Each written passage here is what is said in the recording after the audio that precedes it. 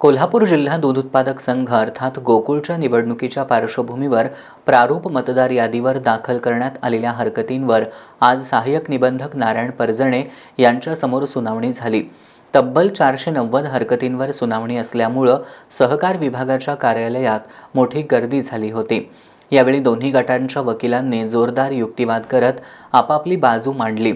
या हरकतींवरील निर्णय 31 ऑगस्ट रोजी देण्यात येणार असल्याची माहिती सहाय्यक निबंधक नारायण परजणे यांनी दिली आहे। गोकुळच्या आगामी निवडणुकीसाठी सहकार विभागाकडून प्रारूप मतदार यादी प्रसिद्ध करण्यात आली आहे।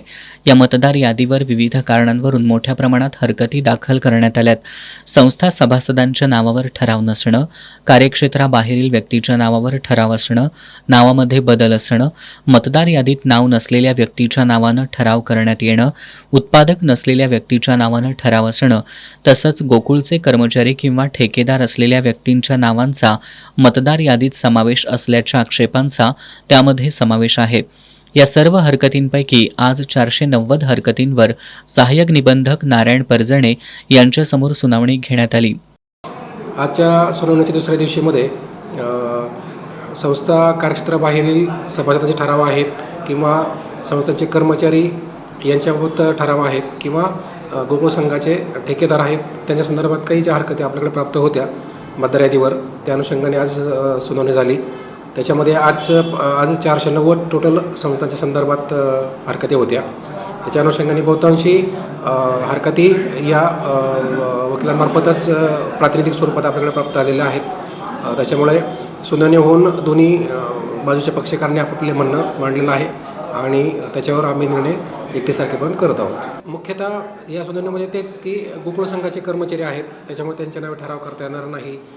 त्याच्यानंतर ते ठराव केलेल्या संस्थेच्या कार्यक्षेत्राबाहेरील असे काही ठरावधारक आहेत, त्यांच्याबाबत पण हरकती होत्या। त्याच्या अनुषंगाने दोन्ही बाजूकडून पण आपल्याला पुरावे सादर झालेले आहेत आणि त्याच्यावर आपण निर्णय करत आहोत। आपल्याला ह्या ज्या टोटल तक्रारी जे काय प्राप्त होणार आहेत किंवा हरकत झालेल्या आहेत, त्याच्यावर आपल्याला 31 तारखेपर्यंत आपल्याला अंतिम निर्णय करायचा आहे। आजच्या सुनावणी दरम्यान दोन्ही गटाच्या वकिलांनी जोरदार युक्तिवाद केला। सुनावणीसाठी दूध संस्थांचे प्रतिनिधी तसंच दोन्ही गटांचे समर्थक मोठ्या संख्येनं उपस्थित राहिल्यानं कार्यालय परिसरात काही काळ गोंधळाचं वातावरण निर्माण झालं होतं। हरकतीपेक्षा निराळा काहीतरी म्हणलं असलं तर तुम्ही विचार घ्यायचा, हरकत आपण डिसाईड करणार।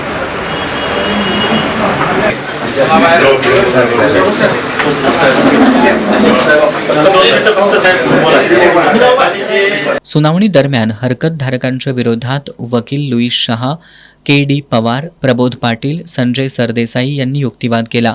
यावेळी उच्च आणि सर्वोच्च न्यायालयातील निर्णय सहाय्यक निबंधक परजणे यांच्यासमोर सादर केले। प्रतिनिधी, ठेकेदार, कर्मचारी यांना अपात्र करण्याची सहकार नियमात कुठेही तरतूद नाही, असं वकील लुईस शहा यांनी म्हणणं मांडलंय। ज्या संस्था प्रतिनिधींची नावं मतदार यादीमध्ये प्रारूप मतदार यादीमध्ये समाविष्ट झालेली आहेत, त्यांचे प्रतिनिधी कॉन्ट्रॅक्टर आणि संघाचे कर्मचारी आहेत म्हणून त्यांची नावं काढावीत म्हणून हरकत घेतली होती।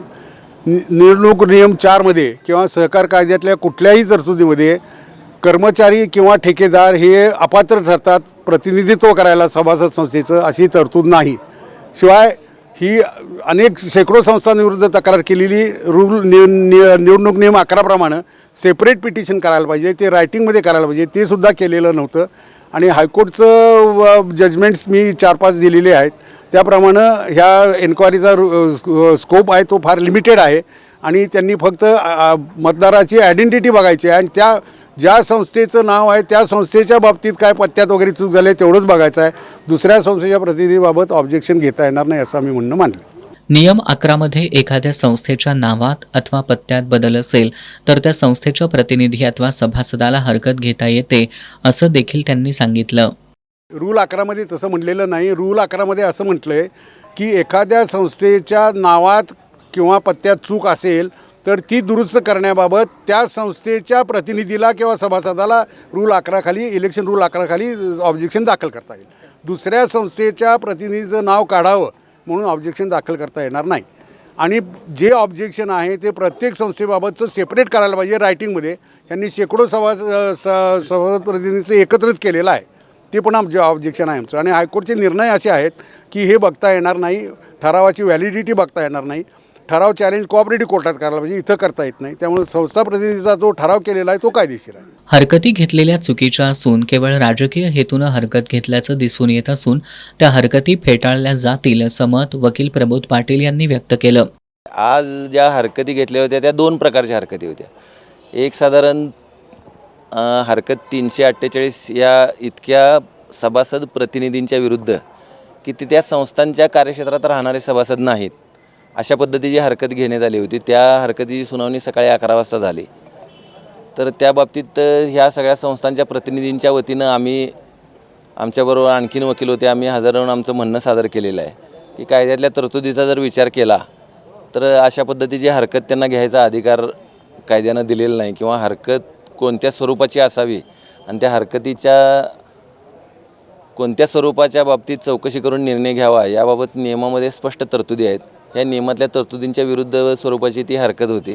त्यामुळे ती हरकतसुद्धा तशी स्पष्ट स्वरूपात नव्हती, केवळ राजकीय हेतूने ही हरकत घेतली असं प्रथमदर्शनी दिसतंय. तर आम्ही सर्वांनी त्या बाबतीत लेखी म्हणणं आणि कायदेशीर मुद्दे सकाळच्या सत्रात मांडले होते. दुपारच्या सत्रात साधारण 180च्या दरम्यानच्या ठराव प्रतिनिधींच्या विरुद्ध जी हरकत दाखल केली आहे ती की गोकुळचे ते कर्मचारी आहेत किंवा काही जण गोकुळचे ठेकेदार आहेत. पण अशी कायद्यात तरतूद नाही की गोकुळच्या निवडणुकीत सभासद संस्थेचा प्रतिनिधी जो मतदार आहे तो गोकुळचा कर्मचारी नसावा किंवा ठेकेदार नसावा अशी सुद्धा कायद्यात तरतूद नाही आहे. त्यामुळे ती सुद्धा हरकत मुळातच चुकीची घेण्यात आलेली होती. त्या अनुषंगानं आम्ही सगळ्यात म्हणणं सादर करून युक्तिवाद पूर्ण झालेले आहेत.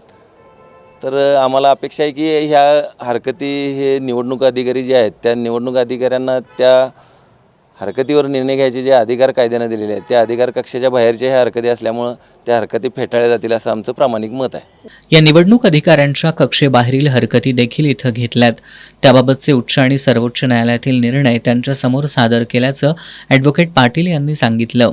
1 मध्ये जी तरतूद आहे ती मतदार यादीत समाविष्ट असणाऱ्या मतदाराच्या नाव, पत्ता आणि इतर तपशिलाच्या बाबतीत कृती आणि आकृतीबाबत केवळ हरकत घ्यायचा अधिकार आहे. जे हरकती घेण्यात आलेल्या होत्या त्या सभासद संस्थेच्या प्रतिनिधींच्या पात्रता आणि अपात्रतेबाबत घेण्यात आलेल्या होत्या. त्यामुळे त्याबाबत चौकशी करून निर्णय घेण्याचा अधिकार निवडणूक अधिकारी म्हणून या प्राधिकरणाला पोचत नाही असे अनेक उच्च आणि सर्वोच्च न्यायालयाचे निर्णय आहेत आणि ते आम्ही आज त्यांच्यासमोर सादर केलेले आहेत. दरम्यान येत्या 31 ऑगस्ट रोजी सहाय्यक निबंधक नारायण परजणे यांच्याकडून या हरकतींवर निर्णय दिला जाणार असल्यानं त्यानंतर गोकुळच्या अंतिम मतदार यादीचं चित्र अधिक स्पष्ट होणार आहे. सर्व हरकतींपैकी कोणत्या हरकती ग्राह्य धरल्या जातात आणि कोणत्या फेटाळल्या जातात याकडे गोकुळशी संबंधित दूध संस्था, सभासद आणि दोन्ही गटांचं लक्ष लागलंय.